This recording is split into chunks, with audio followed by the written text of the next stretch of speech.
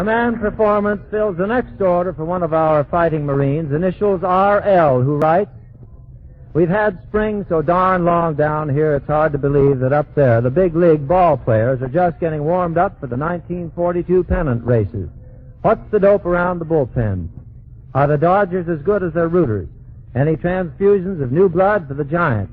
Give us a pitch, will you, especially on the National League." This order goes to one of America's ace sports commentators, Paul Douglas.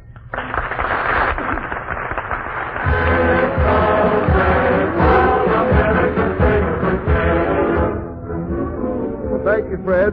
It's always a pleasure to talk baseball with a good ball fan, and I've got one that's really a good one here now. Now, you know, let's do a little imagining. If we were up at the Polo Grounds and you heard a fervent feminine voice crying out with great emotion, "Come on, Artie! Come on, Artie! A homer!" and I whispered to you, believe it or not, that's Tallulah Bankhead, would you be surprised? Well, don't be, because she's here right now, and I want to present one of the best baseball fans in the country, Miss Tallulah Bankhead.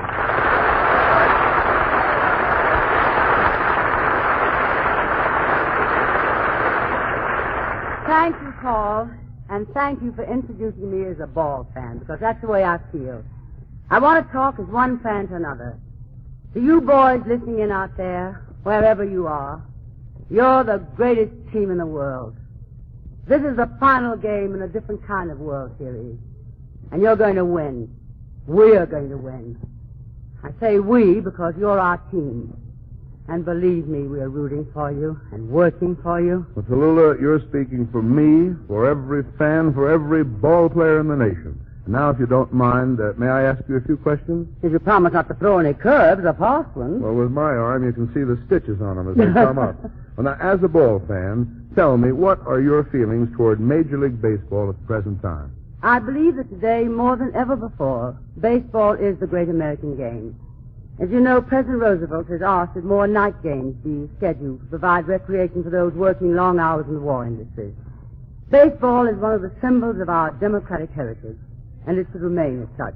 You know yourself, Paul, it's the only game where the fan makes every play, throws every pitch, calls every decision. You become completely a part of the game, and we need that for the morale of the country.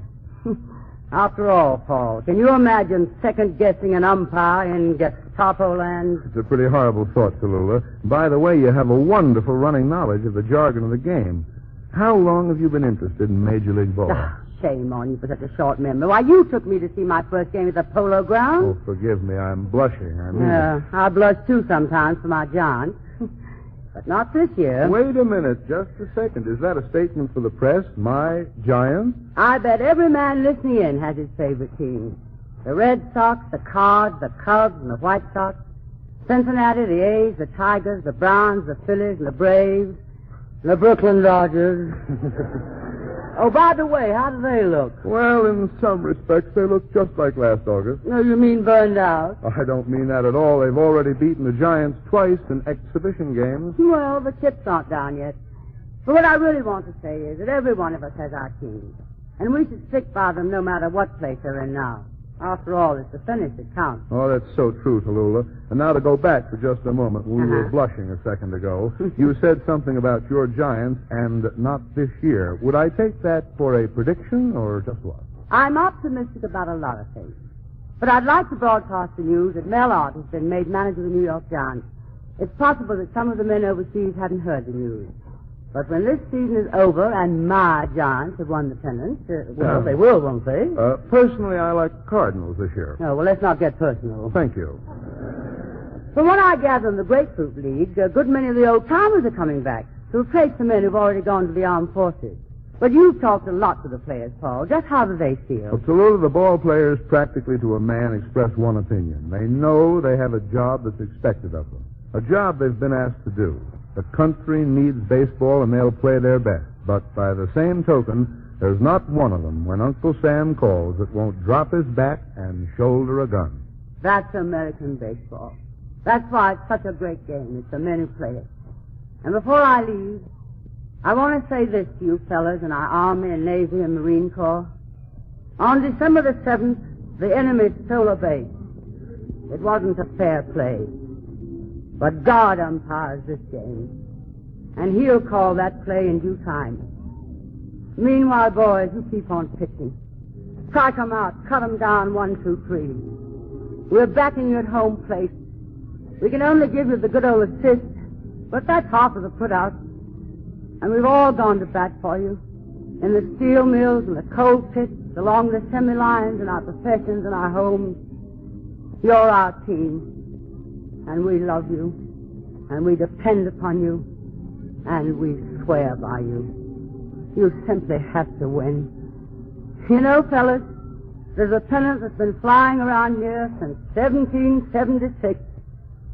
Keep it flying. For this is my country.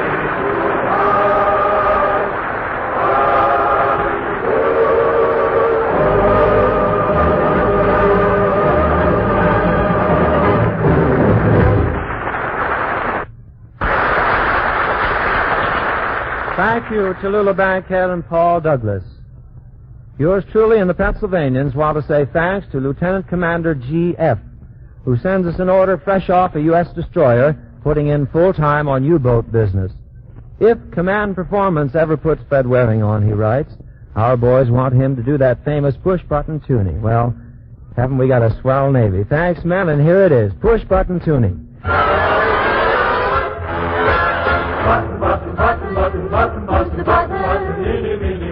Little buttons in a row. Play every button, every click you shoot, you play a crazy trick. Eeny, meeny, miny, mo, now hold your hats, 'cause here we go. Click, click, Here, click, click, there, click, here, click, there, click, here, click, there. on the radio.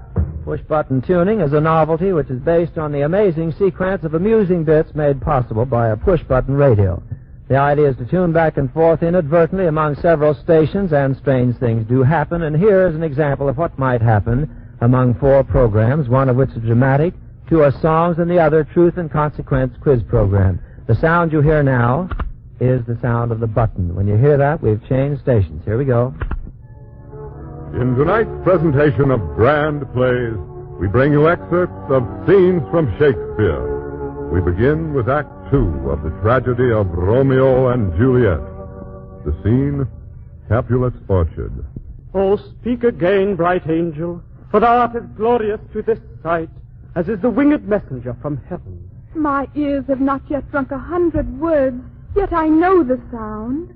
Art thou Romeo? Who art thou? Hey, romantic eye, your romantic eye, my way would bring heaven nigh. So why don't you try? I am trying, but would you please repeat that question? Why, certainly, Miss Hellwig. Oh, no coaching, please. Now, the question I asked you is, when will I see your face? Why do you just elude me and leave me this lonely space? Oh, into eternity, your love will beckon me. I can't forget your voice that calls. Romeo, Romeo, wherefore art thou Romeo? Deny thy father and refuse thy name. But if thou wilt not, then you'll have to take the consequences. You answered that question incorrectly, madam. So now you must pretend that you have just stepped out of a cold shower, you have soap in your eyes, and you can't find the towel. All right, now go ahead. Come on, be a good sport. Now, come on. Now, look, just imagine yourself in this predicament. Now, how would you dry yourself? High on a windy hill, I feel my heart stand still.